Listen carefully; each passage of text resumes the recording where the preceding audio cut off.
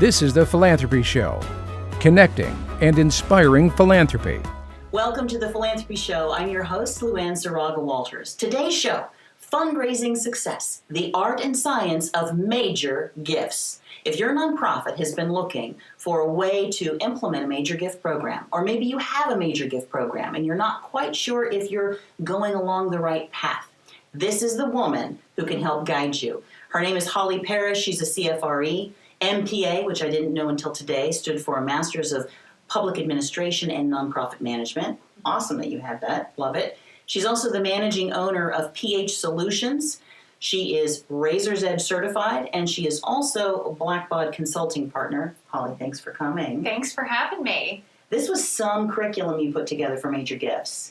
It was fast and furious, wasn't it? And very complete, 24 plus lectures. Tell us a little bit about what you put together. Sure. We put a curriculum together that covers just major gift fundraising and how it's different from regular fundraising. We talked about how you find your prospects and then how you get ready to launch that program, how you rate them, how you organize them, how you put that team together. We talked about setting goals for our major gift work. And then we also talked a lot about one of the most important aspects of major gifts, which is solicitation. The ask. Yes. And then we wrapped it all up with some discussion over how we evaluate our program and what types of metrics we want to track to make sure it's successful. So I know that you're going to want to have a little sneak peek, and you are more than welcome to go into udemy.com and take a sneak peek. We have a couple of lectures that we've included in addition to these that have a little preview highlight for you. But as an example of the enormous content that she's put together, we're including 3 lectures for today's show. Lecture number 1, which is segment 1 for this show. Am I ready for major gift fundraising? Is your nonprofit really ready? Do you think you can handle that at this point? And if so, she's got some qualifications for you, got a litmus test, as we say, kind of to help you get there. Number 2, our second segment, stages of activity in major gifts. It's not about just drawing a circle, writing in a number or a major gift idea, and then throwing a dart. There's a lot of activity that goes into it. So what do you need to do? She walks you through that. And finally, time for the big ask. Ooh, that's the one that everybody wants to know about. Now, the complete course has a good 5 or 6 solid lectures on the ask, which is like sitting in a room with Holly on your own, getting great information. But we wanted to give you this power-packed preview so that you can take a few minutes, 30 minutes out of your day, watch this. I know that this 30 minutes is going to make a difference already in your major gift ideas. And in the breaks, we've also included some information on how you can find out more about the complete course. So right now, sit back, get your notepad and pen out, because I know you're going to want to take notes. Watch as Holly guides us through Fundraising Success, the art and science of major gifts.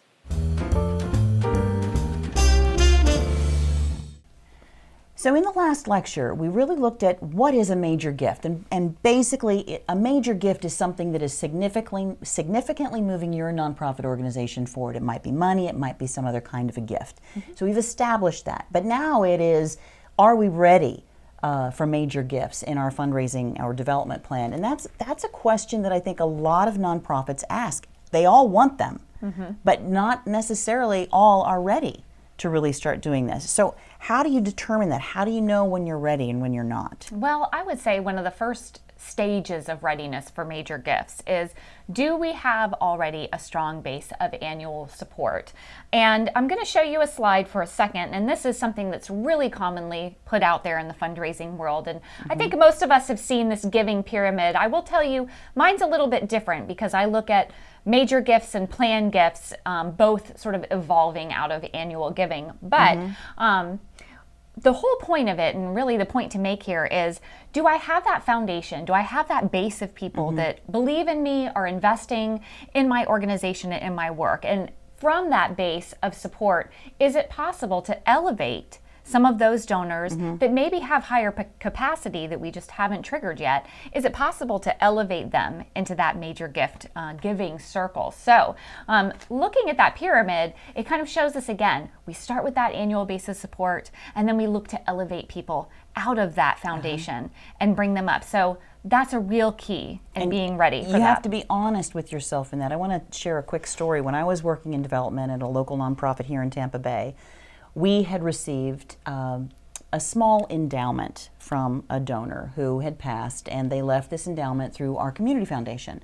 So I had my development hat on and I thought, woohoo, yay, well, let's go take advantage of this and let's see how we can build this up. And the community foundation, this was prior to me working there, they were wonderful and actually said, well, we need to do this. We need to look at what are your current pledges, annual sustenance. Are you able to sustain yourself annually? And I said, well, no, that's why I'm here. I'm wanting to see if we can get into the endowment, right? I wanted to take advantage of that.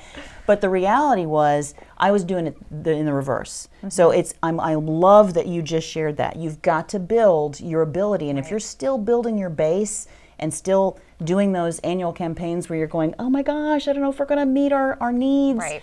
You're not ready yet. No. And we'll talk about that a little bit more when we talk about those 2 fundraising strategies. It's exactly what you were just explaining.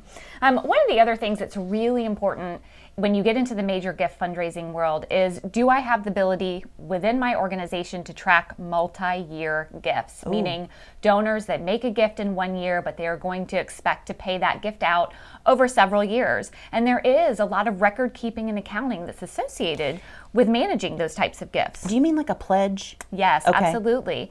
So internally, we just need to make sure that we've got the appropriate infrastructure to support those types of gifts. If somebody makes a pledge, so for example, they've committed, you've had your annual event, you hand it out, maybe you do the Benevon model and you've signed the card, but you don't have anybody who can follow up year after year, then they've made a pledge for naught, because Absolutely. Unless they're wonderful and they come to you and say, hey, it's time for me to pay my pledge. But rare. Yeah. Continue, thank you. Okay. So also I would say, as you look at that strong base of annual support, can you identify pretty easily some people within there that maybe have some higher capacity? And that's a great place. Or even within your leadership, is there some known high capacity in there? Because then we would be ready for some major gift strategy and integrating that into our program. Got it. And I think also an organization needs to have a really strong track record in organizing and maintaining their promises to donors who have made restricted gifts in the past, because a lot of major gifts tend to be restricted to a specific purpose. And having a good track record of managing and fulfilling those types of restrictions in the past is also really key. So here are 4 things that I just heard Holly say, and let's check them off. If you can do this is a good way. She's given you kind of a, what do you call those? Remember in science you used to stick a little stick of something in it and it would turn a color? Like a litmus? A litmus test, yes. She's given you the litmus test. Thank you, I couldn't think of the name of it. Of knowing if you're ready or not. Number 1, are you meeting your annual needs? Right? Number 2, do you have the staff? Do you have the infrastructure? Not just the staff, but maybe the technical, the database, the software to be able to handle it. Number 3, do you have some donors on your horizon that might be able to become major gift donors? And then number 4, restate that in a summary package for me. Oh, maintaining and fulfilling those restricted gifts that you've had in the past and having a great track record there. Yes, because you have to know who's given to what program and make sure that they're honored with their giving choice. Absolutely. Okay, so continue to take us then on through how do we know when we're ready? Okay, well, and I would even say, even if you don't have all of those things in place, that's okay. You can still move forward with some major gift work, because obviously, we're in the nonprofit world, we're not letting an opportunity go by. Oh no. Right? Oh no. So I just would always say, always have that organizational, that vision, that transformative idea in mind as you're approaching and you feel like an opportunity is out there for a major gift. But I say that with a caution, and this is back to those 2 different fundraising strategies. And this is an example or a metaphor, I guess, I like to share with a lot of the boards and the people that I train with about 2 different strategies. And I'm going to show you a slide that kind of articulates that and tells us a little bit better.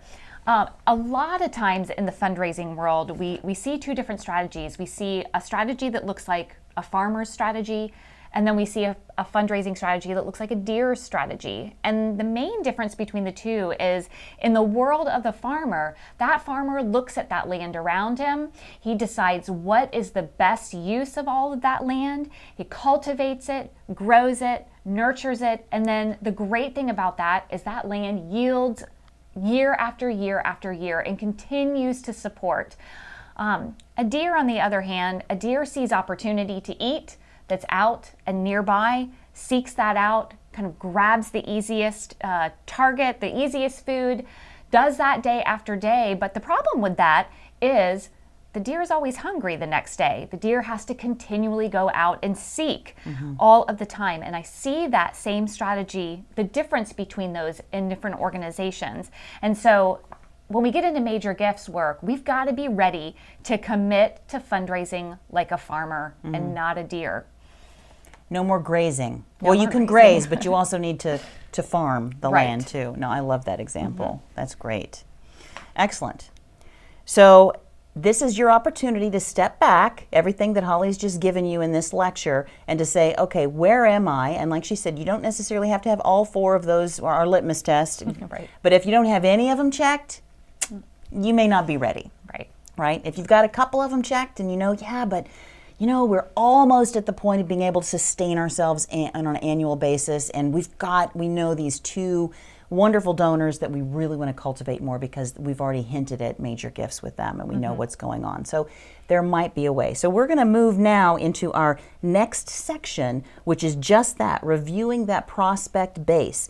Do you know who's already on your team?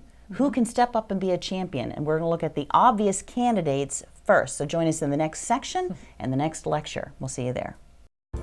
Are you ready to raise major gifts? Is your staff ready to conduct effective solicitations? How much is too much to ask? In Fundraising Success, the art and science of major gifts, you will learn how to create a strategy to incorporate major gift work within your fundraising strategy, to build and train a team who can identify, cultivate, solicit, and steward major gift donors, how to target the right people for the right types of major gifts, and much more.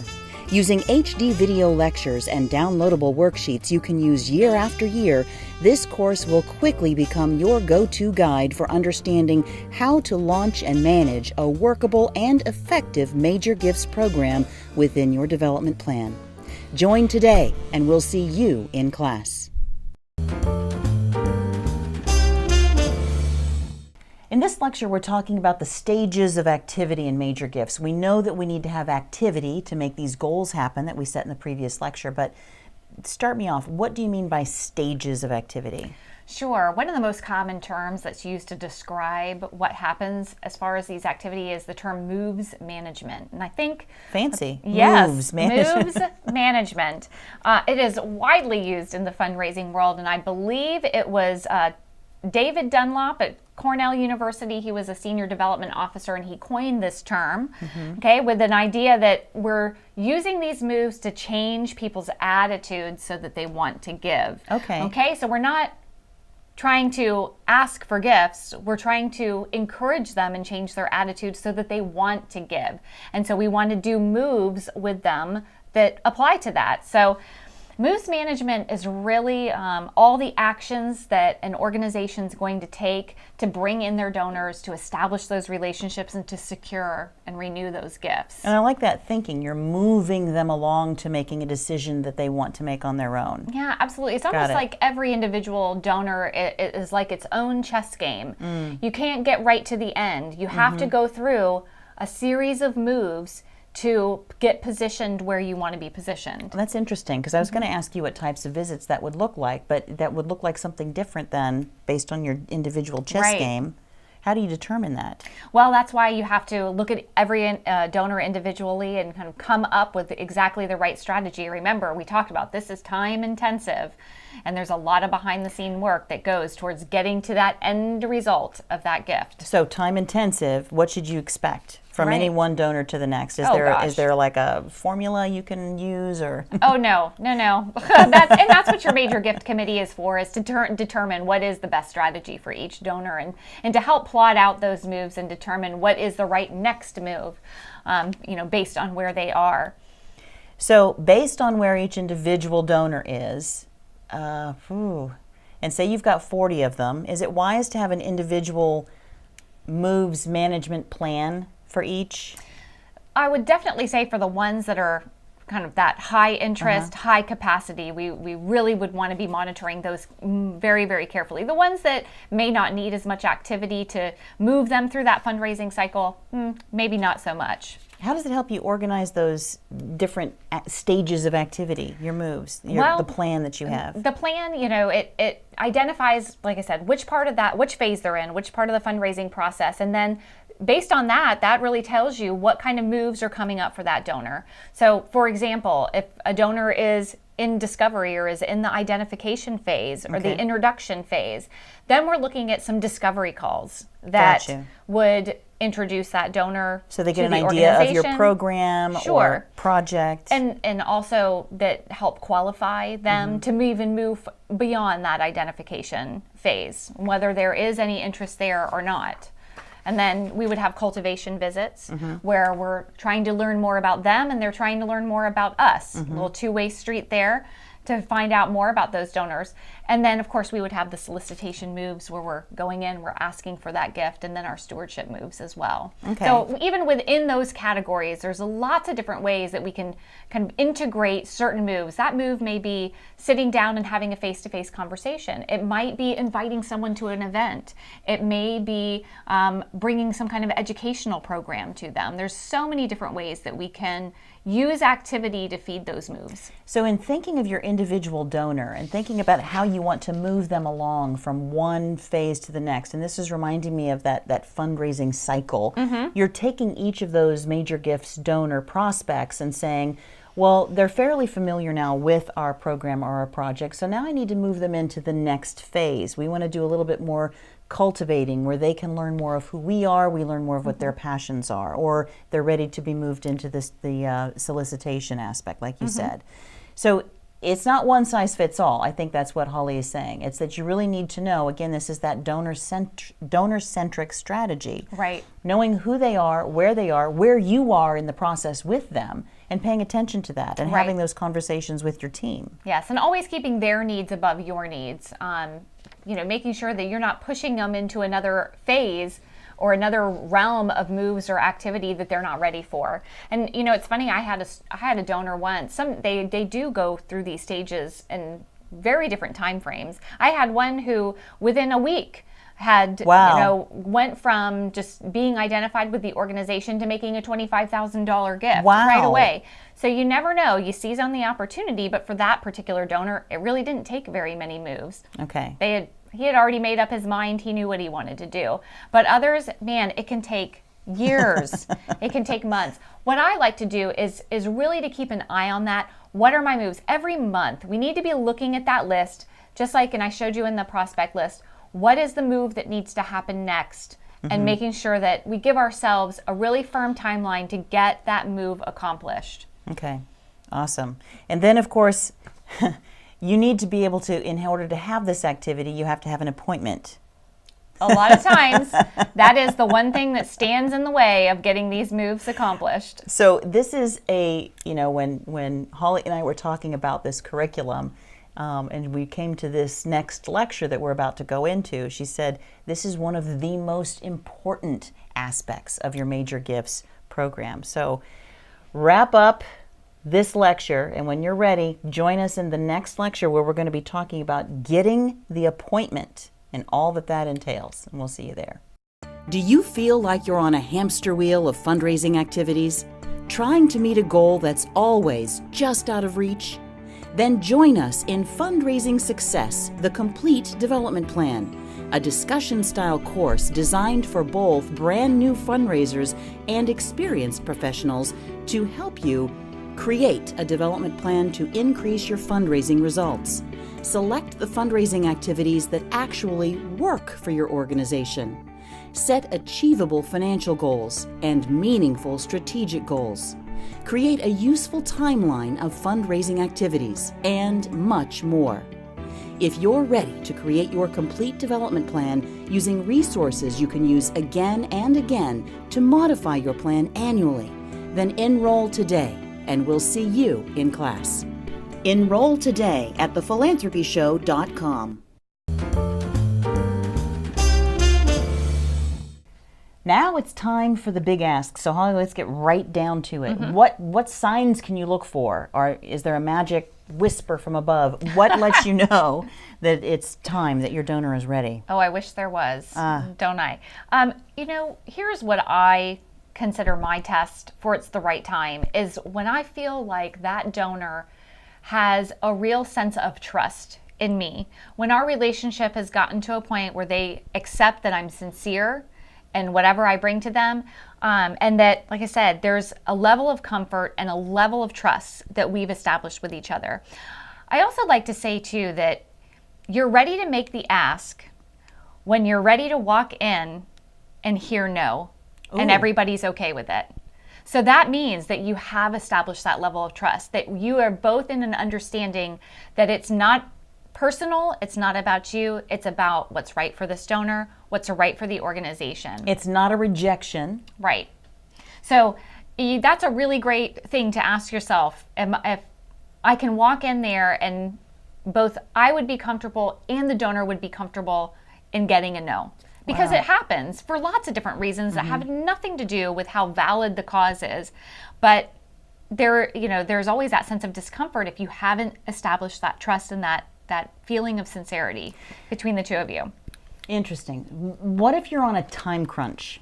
Can you ever kind of it's funny. bypass that you might not have actually felt that complete comfort zone yet? It's funny, in fundraising they say there's this gold standard where you are shooting at all times. You want the right donor and the right project and the right time and the right amount and all these rights, and trying to get to that gold standard. But that doesn't always happen. Like you said, you're under a time crunch, opportunities now, you maybe haven't gotten there. There was a great workshop series that I did with someone named Lonnie Starkey, and he said there's the gold standard, and then he introduced what he felt like were the 10 standards. And he probably has no idea how much this impacted me in my life, but I remember him talking about the fact that we rarely ever get to that beautiful gold standard, but we can still ask, as long as, again, we're keeping the donor's needs ahead of our own.